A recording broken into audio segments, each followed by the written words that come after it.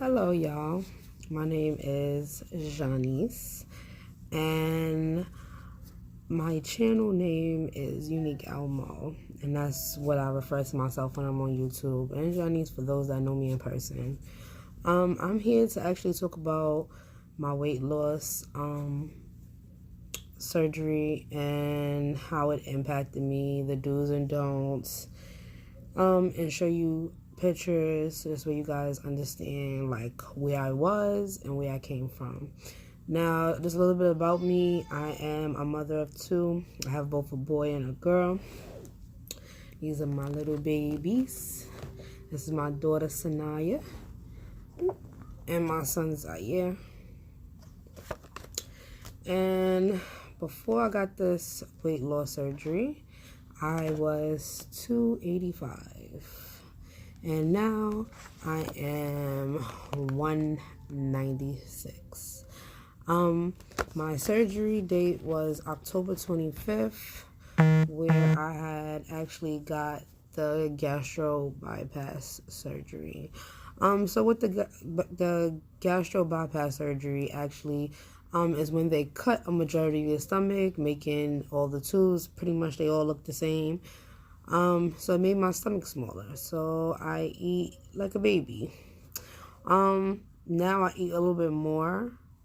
I did a whole lot of research and stuff and found ways to eat and just cope with my surgery and me losing all this weight and stuff like that. So with the surgery, I don't know about now, but when I was getting the surgery for my insurance, it took 4 months. It took 6 months. For some insurances, it's 4 months. And I thought I would create a video that will further explain the surgery and what it do. Obviously, the outlook of that is amazing. Just for the record, this is before, this is after. And I have lost about 90 something pounds. I do work out. I do go to the gym. I actually been trying to slow the process down. So I kind of went back to eating starch food. But if you want to stay on the right road and stuff, please listen to your doctor. Do not listen at all, because you will gain weight back and you will be upset.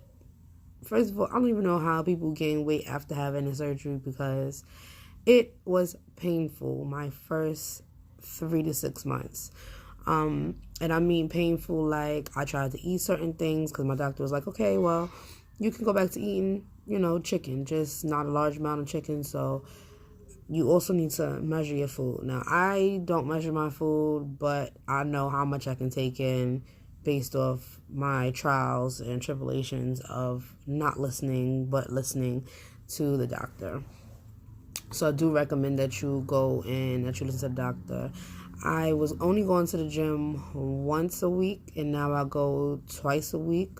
And I go for my lunch after work. And not after work, but lunch, and then after work I do walking. So I will walk home from work. I live approximately 25 to 30 minutes from work, so I would just walk home every day. To also help speed up my process on me losing more weight. When I first started this, honestly, I didn't really have a goal because I don't know what I would look like if I was according to the European model. I am 5'1", so I really need to be like 120. But according to my doctor, with health and stuff, that I don't need to be 120 to be healthy and back in shape. But she thought that it would be a fantastic idea for me to get this surgery, and we talked about it several times. She also had got the surgery, and she pretty much just explained to me the process and how I was going to work and the things that I need to do in order to make this surgery successful. I listened to both my general doctor who put me on to the surgery, and I also listened to the surgical doctor who also helped me in my need of the weight loss surgery. But before the weight loss surgery, I actually tried several times to lose weight. So I've always been a big girl. I want to say that I became overweight when I was in middle school going to high school, and in that time period I was between 190 and 205, and I kept battling that for a minute, and I guess with hormones and stuff like that I continued to go back and forth with my weight gain. And then from high school to college I was 220, 240. And when I got pregnant with my first daughter, well, my first child, my daughter, Sanaya, I was as big as like 250, mostly water weight, but after her, like, I did lose a lot of weight, breastfeeding and stuff like that. But shortly after that, I was pregnant with my son. I know that I actually lost weight, so I didn't think much of me being pregnant with my son. And then after that, with my son, I was almost 300 pounds, about 300 when I had him. And after that, when I had lost, when he had, came into the world, I had actually gained a majority of that weight back. So when you're pregnant, you gain weight, then you lose weight after the baby, and you can gain it back. You can gain that weight back and more. So that's basically what I did, and I believe it had a lot to do with the birth control that I have in my arm, which is the Nexplanon. I do not recommend that to nobody. But I also wanted to make this video because I want people to understand, like, based off what I had to go through, I would never want somebody to go through what I went through and not have their mind in the game, because all of this weight loss stuff is about your mindset. What do you feel about yourself? How do you feel about yourself? And where do you see yourself before, during, and after your surgery? Well, before the surgery, I started to get real depressed, about my weight, how big I was, and the fact that I went from wearing a 12 at one point in my life to wearing a size 22. Bra size, a G. I was in denial about it, so I wore triple D's, but hey, whatever. And now I am a lot more confident in myself, and I don't know if it's just the weight loss that makes me feel more confident, but the fact that I'm not sleepy as much, I'm not hungry as much, and I can drink unlimited, basically. However, with that being said, the do's about this surgery: you must get your minds in the game. You also need to listen to your doctor. That is a must. Please listen to your doctor. Go watch other tutorials besides mine. Go watch other tutorials on what happened to those people that had got the surgery. Now, when I was watching these videos, I remember people being like, listen, things that your doctor didn't tell you, and these are the things. And then people would explain things that the doctors didn't say, but when I was at my seminar, I got every question answered, and I pretty much had also spoke to people that were sitting back in the seminar to get the surgery again, and they basically just tell you the same thing I'm telling you. Just listen to your doctors, listen to what they're saying, how they're saying it, and do not lack off of your diet just because you feel better about yourself, or you feel like, okay, I lost enough weight. Like, you have to maintain it, and even when people who get cosmetic surgery, they have to maintain those surgeries and making sure they go to the gym, or they go do what is it called, I think it's cool sculpting, and a few other techniques that they have to do in order to keep their Coca-Cola shape, or their big breast, or their big butts, or just the shapes that they decided to go with. Even people that get Botox have to keep going back to get Botox if they want to keep their faces, noses, and stuff in order. But going back to the do's, please listen to your doctor. It is very important. Like, I can't explain to you about the pain after the surgery, but I will say this: everybody's pain tolerance is different. So as you're going through this process and your body's starting to heal, you will still be kind of big. You won't be as big as you was when you went in for surgery, but you will still be big.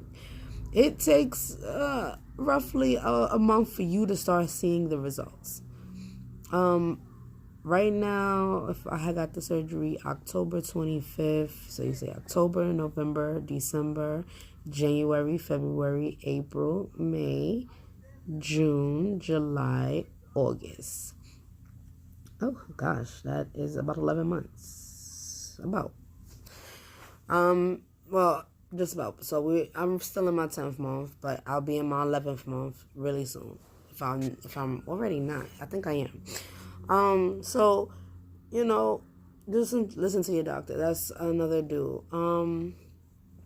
I feel like, again, your mind should be there, and I feel like you should listen to your doctor. You should consider gym time. You should consider trying to lose weight before the surgery. So, whatever your nutritionists say, like, about everybody, it depends. Like, this surgery depends on your health condition all the way around the board. So if you have high blood pressure, you have calcium problems, you have whatever, like, listen to your doctor and what the nutritionist has to say to you for you. But for me, I tried everything in the book. I mean, I did the protein diet without, and I felt myself getting there, but I didn't lose any weight. I just maintained what I had. I've also tried just eating salads and drinking a lot of water. That helped when I was in high school going to college, and I actually lost 20 pounds, maybe more than that. I didn't have a actual scale. I would go to other people's houses and use their scale, but hey. Or when I went to the doctor's office, that's the only time I knew what weight I was. But other than that, I did not keep looking at the scale. I mean, I felt like every time I look at the scale, the number would go up and I would get depressed, and it just wasn't healthy. And also for me, I think I did a lot of binge eating. So I would eat when I'm mad, I would eat when I'm sad, I would eat when I'm hungry, and I would eat sometimes when I'm happy, because food was my friend. And I think that is a huge problem to us people, being that also our food is not how it was back in the day when you used to eat stuff in season, and your fruits were in season and stuff like that. Now you could buy anything pretty much anytime you want, and I feel like that is the kicker. So this was me last summer. This was me.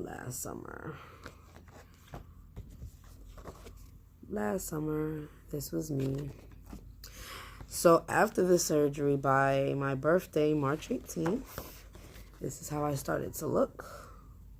Fancy. That is how I started to look. I took this picture in June. And this is me in June, and this is me in July. So I have lost quite a lot of weight, and I'm actually super excited about my journey, because your journey is what is important. The don'ts to the surgery, the pain, the vomiting, the getting sick, the nauseous feeling that you have when you eat certain things. You are no longer the old you. So it's like sometimes even eating chocolate bars or eating, I don't know, I just can't get with the protein shakes and stuff anymore the way I used to before the surgery. But I do try to still lean them in, because it is very important for you to stick to the diet. As much as you want to always eat what you want because you feel like, oh, I'm going to lose the weight anyway, it's very still important to have some kind of, what is the word? Gosh, I'm losing it. But you should still have some kind of, understanding that if you keep eating what you're eating, that you're not going to lose the weight. And you might not lose it fast enough, and you might lose it, and you could still gain it back. And I believe for me, that is the scary part, because I do not want to be where I was. And it's not to shame any big girl for being a big girl. It's a difference between being big and healthy, and then there's another thing to be big and unhealthy. And honestly, with me being 285, like, I had hill spurs. I started feeling that. Like I said, I was sleepy all the time. I would binge eat. I thought food was my best friend. And because I am a mother of two, I won't say I wasn't fast, because I feel like I would catch up to my kids if I need to. But, for some people, you might feel sluggish and you might feel like, I don't want to get out of bed. I'm going to just give you a perfect example. I was sitting at work. I had a whole 8 hours worth of sleep. And your girl was still tired at work. Like, I just want to go home. So you can only imagine how I felt at that time. Yes, you can only imagine. So and my meaning for this video also is so that people can try to lose weight on their own. Now, I've coached at least 4 different people. One of them being my cousin, and like, she wrote me back and she was like, yo, like, this stuff is working. Like, what you told me is working. So in order to lose weight, like I said, I went back to eating carbs to slow down because I was losing 5 pounds a week. Like, it was just crazy and beyond me. And now that I'm getting closer to my goal of being comfortable in the weight that I'm in now, even though I'm still big, I'm just not as big as I was then. I'm a lot smaller than I was then. That I went back to eating carbs. But I recommend that if you want to lose weight and you want to be serious about this, stop eating potatoes, rice, most of all bread, okay? I couldn't think of no meals without bread for a second. I was like, wait, I can't eat a sandwich. I can't eat a peanut butter and jelly sandwich. I can't eat biscuits. I can't eat my cornbread. Like, my family's from the South, so we love cornbread. And I don't know if y'all know, if you're from down South or you know somebody from down South, there's these things called hush puppies. Everybody goes down there to eat those. They're basically little balls that they fry. It's cornbread, but they fry it, little balls, and they call them, oh my gosh. I mean, even think about it, it just alternates my stuff. But anyway, I was always a heavy eater for macaroni and cheese, fried chicken, and that's another thing. No fried food during the surgery. I mean, after the surgery. Oh man, I just lost train of thought. Okay, so you want to make sure that you do not forget to take out the carbs. The bread is a heavy one. Those like macaronis, get rid of those. Those also have a lot of carb. And if you do happen to eat them, you are too, and I don't know if anybody told you or schooled you on this, but you should be draining that nasty gooey stuff that melts off those Ronies before you cook it with something else. I later learned that. But overall, the surgery has been successful. I complained some days because I was battling, like, how big I was versus how I am now. And I'm swimming out of everything that I just bought. I would buy clothes and I'm swimming out of them again. And from going from a 22 to a size 12, that's a huge leap. But I want those that are not aware of, like, how fast you lose weight and how much weight you might lose. Nobody can tell you how much weight you're going to lose. You dictate that and you make things happen for you. The only thing this surgery do is boost up your metabolism and kind of help you out. So this way you drop weight without, that you drop weight without having to struggle. It basically boosts that and pushes it further along. But it's not to say that it's a good thing. But it's not to say that that's a good thing. And that's pretty much it. I know a lot of people have been waiting for me to make a video about my experiences and how I lost all of that weight. And this is finally the video. It's not the video that I hope for because I want to do so much more other stuff.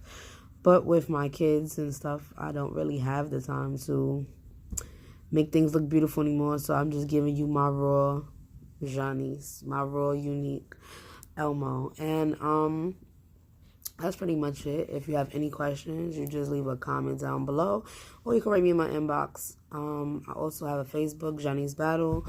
If you have any mutual friends with me, you probably can add me. But if anything, you can just always DM me on Snapchat. My name on there is Live, Love, Light, Laugh, Ja. And then my Instagram is Mama Bear Ja. So if you wanna again comment, please comment. If you have any questions, I'll try to answer them as thorough as I can. But everything is based off of your situation and your circumstance. Everybody's situation and circumstance is very much different. So, I can't answer the medical questions, but any questions as far as how long my process was, I'm still in my process of the surgery. I'm just healed of my scars. And maybe next time I can show you my scars. They're pretty much little black marks that go away. Some of them you don't really see, and some of them you still see, but it's not as bad as of a marking as it could be. And just like I said, comment. I'm out of here, y'all. It's your girl Ja, aka Unique Elmo, and I'm signing off. Bye.